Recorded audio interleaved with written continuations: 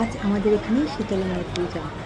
আর আমি এখানে মন্দিরে চলে এসেছি। তোমরা অনেকেই জানো যে আজ ঠান্ডার উপসের দিনে রান্না করতে নেই, আগের দিনে রান্না করে রাখতে হয়। তো সকাল থেকে মায়ের মন্দিরে প্রচুর প্রচুর ভিড়। বিভিন্ন জায়গা থেকে এখানে এসে মায়ের পুজো দেয়। আর এখানে এই মন্দিরটা এমনিতেই খুব জাগ্রত। তো আমার পুজো দেওয়া হয়ে গেছে, দেখো। সারা মন্দিরটা আজকে খুব সুন্দরভাবে ফুল দিয়ে সাজিয়েছে, আর তার উপর ধূপ ধুনোর এত সুন্দর গন্ধ। আর আমি এখানে মোমবাতি, ধূপ মোমবাতি জ্বালিয়ে দিলাম। আরও সবাই এসে এখানে ধূপ মোমবাতিই দিচ্ছে, কারণ মন্দির থেকে বাইরেই, কারণ মন্দিরে ধূপবাতি দেওয়ার নিয়ম নেই। তো বাইরে এখানে ব্যবস্থা করা হয়েছে। আর এখানে হচ্ছে শিবের মন্দির, আর শিবের মন্দিরের সামনেই একটা ব্যবস্থা হয়েছে, সেখানে এই ঠাকুরকে ধূপবাতি দিলাম। এই যে শীতলা মায়ের মন্দির এটা।